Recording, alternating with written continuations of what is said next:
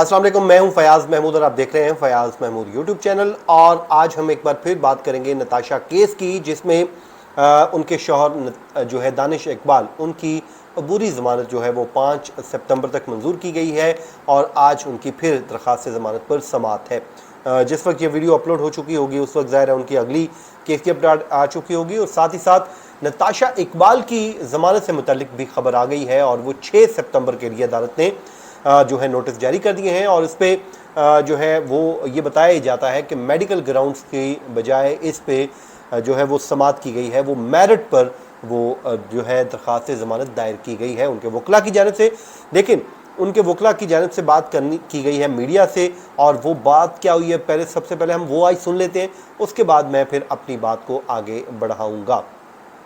Social media, electronic media और print media पे बहुत सारी बातें जो है अपने मौके के खिलाफ सुनी। आज मैं आपके थ्रू आम लोगों को बताना चाहता हूँ कि नताशा का ज़हनी तवाज़ुन ठीक नहीं है। 19 अगस्त 2024 का वाक़या है। नताशा 18 अगस्त 2005 को पहली दफ़ा आगा खान अस्पताल के साइकेट्रिक वार्ड में दाखिल हुई थी। ये वो नताशा की पहली रिपोर्ट है जब वो 18 अगस्त को दाखिल हुई थी और उसके बाद लातादार दफ़ा वो आगा खान अस्पताल में जेर इलाज रही जहरी बीमारी की वजह से। रोज़े वक़्वा भी उसकी तबीयत ठीक थी जिसकी वजह से यह हादसा पेश आया। अच्छा, आप कह रहे हैं बीमारी भी नहीं है। देखिए, डॉक्टर चुन्नीलाल की भी यही रिपोर्ट है। देखिए, उस जो क्लिनिकल एग्जामिनर रिपोर्ट है, जो फॉरेंसिक रिपोर्ट उन्होंने भेजी है, मैं उस पर क्या एतराज़ करूँ। उन्होंने ब्लड सैंपल और यूरिन सैंपल लिया और वो उन्होंने लिया था कि क्या इस पर कोई शराब पी ली है। खातून ने उसके लिए इल्तिजा की थी और कहते हैं जी यूरिन में मेथाम्फेटामाइन आया। ये अजीब सी रिपोर्ट है जिसको एक सेल्फ कन्फ्लिक्टेड है कि यूरिन के अंदर मेथाम्फेटामाइन आ रहा है और ब्लड में नहीं आ रहा, विच इज़ नॉट पॉसिबल। और दूसरी चीज़, क्योंकि खातून साइकेट्रिक की दवाइयाँ खाती है तो कोई ना कोई केमिकल उन दवाइयों में होगा जिसके टेस्ट के लिए अब हम अदालत से रुजू करेंगे। तो सर, इस कंडीशन में गाड़ी चलाने की इजाज़त कैसे मिल गई? बहुत सी कंपनियों की खुद भी जो है वो है नहीं, वो किसी कंपनी की मालिक नहीं है। नताशा की नंद का नाम भी नताशा है। आप उन कंपनीज के फॉर्म 29 निकालिए SEC से, वो ये वाजे करेंगे कि वो जो नताशा है वो इकबाल साहब की बेटी है, वो नताशा की नंद है, उसका नाम भी नताशा है। हमें सब इस कंडीशन में गाड़ी कैसे चलाने की इजाज़त मिली? मैं मेरिट पे बेल लगा रहा हूँ। इस कंडीशन में कैसे गाड़ी चलाने की इजाज़त ये मिली? गाड़ी चलाने की इजाज़त, जहाँ तक गाड़ी के लाइसेंस का ताल्लुक है, नताशा ब्रिटिश नेशनल है। नताशा के पास 2031 तक वैलिड लाइसेंस है। हमारा कानून और ब्रिटिश कानून ये कहता है कि नताशा जिस दिन पाकिस्तान आई जब से 6 माह तक वैलिड रहेगा उसका ब्रिटिश लाइसेंस। हमने पासपोर्ट लगाया है अदालत में अपनी बेल के साथ। 2 अगस्त 2024 को नताशा जो है वो लंदन से कराची आई थी, तो 6 माह तक वो ड्राइव कर सकती थी legally, lawfully, under the law of both countries. Sir, लेकिन मेंटल कैफियत जिस तरह बता रहे थे, खातून जो है ज़हनी मरीज़ा है, उसको गाड़ी क्यों दी गई? तो गाड़ी वही तो मैं पहले भी आपसे अर्ज़ कर चुका हूँ कि खातून को हमने गाड़ी दी। खातून इस हालत में बगैर बताए गाड़ी लेकर घर से निकली जिस पे यह हादसा पेश आया। सर, सेटलमेंट की बातें हो रही है फैमिली से, खानदान से? देखिए, अभी तक मेरे इल्म में नहीं है। मेरे वकीलों ने मुझे नहीं बताया कि ऐसे कोई सेटलमेंट है। आज हमने मेरिट की बेल फाइल की है क्योंकि प्रोसिक्यूशन ने 322 का एडिशन कर दिया था। 322 का एडिशन जब होता है कि अगर किसी ड्राइवर के पास वैलिड लाइसेंस ना हो। हम कानून है हमारे पास, हम अपनी जब जेरा होगी बताएंगे कि हमारे पास ब्रिटिश लाइसेंस है और वो वैलिड है पाकिस्तान में, इसलिए 322 का इतलाक नहीं होता। सर, दूसरी FIR जो काटी गई है, दूसरी FIR जो काटी गई है, देखिए, दूसरी FIR 11 PHO में काटी है।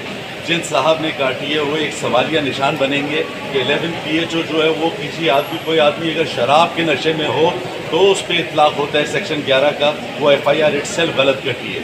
जमानत करवा रहा है उसका तो FIR में नाम ही दानिश इकबाल इसलिए अपनी जमानत करा है कि सिंध हाई कोर्ट का एक जजमेंट है कि गाड़ी का मालिक जो है वो इस तरह के हादसे के मुकदमे में भी मुलजिम बनेगा तो अपनी गिरफ्तारी की एप्लीकेशन के लिए 114 में मुलजिम न बने वो बेहतर है। गाड़ी का मालिक है दानिश इकबाल गाड़ी का मालिक नहीं है, एक कंपनी गाड़ी की मालिक है। उस कंपनी के में सेवरल डायरेक्टर्स हैं जिसमें दानिश भी एक डायरेक्टर है। Thank you sir. अच्छा, मुद्दई पार्टी से कोई बात हुई आप लोगों को? रास्ता मेरे इल्म में नहीं है कि मुद्दई से कभी भी हमारा रास्ता हुआ, मेरे क्लाइंट्स का मेरे इल्म में नहीं है। Thank you sir, thank you.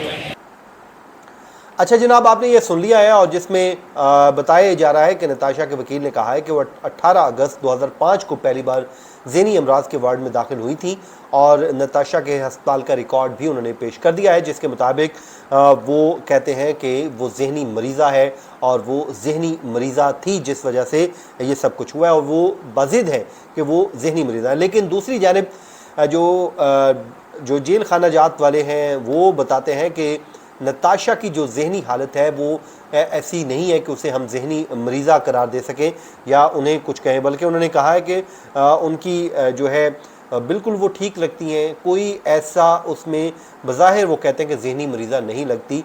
ये DIG वीमेन जेल है, वो उन्होंने एक इंटरव्यू दिया है जिसमें उन्होंने कहा है कि वो ऐसे कुछ भी उसमें नहीं है कि उन्हें ज़हनी मरीज़ा कहा जाए। बाकी उन्होंने कहा कि अब जो सहूलियात से मुतल्लिक है वो वही सहूलियात हम दे रहे हैं जो जितनी भी यहाँ पर कैदी हैं उन कैदियों को दी जाती हैं, और उसके अलावा बाकी जो है उन्होंने कहा कि हर बैरक्स में एक डीप फ्रीज़र रखा हुआ है। मुल्ज़िम नताशा को अलग से कोई डीप फ्रीज़र नहीं दिया गया।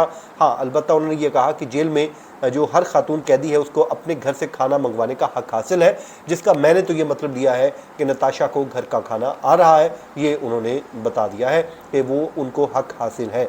विमेन जेल की जी 6 बैरकों में 186 खवातीन जो हैं कैदी मौजूद हैं और वो नताशा को दीगर खवातीन कैदियों के साथ बताती हैं कि रखा गया है, और नताशा से मुतल्लिक चलने वाली जो ख़बरें हैं वो कहते हैं जी वो मनगढ़ंत हैं, झूठी हैं। वो ना तो घर से बाहर जाती हैं, जेल से बाहर जाती हैं, वो बिल्कुल नहीं जाती, वो रात यहीं पर गुजारती हैं। अगर जाएँ तो वो कहती हैं कि दीगर कैदियों को भी पता चलेगा क्योंकि उनके साथ और भी खवातीन मौजूद हैं। जनाब, ये था आज का हमारा वीलॉग। अपनी दुआओं में याद रखिए। मुझे दीजिए इजाज़त। अल्लाह ने के बाद। सोशल मीडिया, इलेक्ट्रॉनिक मीडिया और प्रिंट मीडिया पे बहुत सारी बातें जो है अपने मौके के खिलाफ सुनी। आज मैं आपके थ्रू आम लोगों को बताना चाहता हूँ कि नताशा का ज़हनी तवाज़ुन ठीक नहीं है। 19 अगस्त 2024 का वाक़या है। नताशा 18 अगस्त 2005 को पहली दफ़ा आगा खान अस्पताल के साइकियाट्रिक वार्ड में दाखिल हुई थी। ये वो नताशा की पहली रिपोर्ट है जब वो 18 अगस्त को दाखिल हुई थी और उसके बाद लगातार दफ़ा वो आगा खान अस्पताल में ज़ेरे इलाज रही ज़हनी बीमारी की वजह से। रोज़े वक़्वा भी उसकी तबीयत ठीक नहीं थी जिसकी वजह से यह हादसा पेश आया।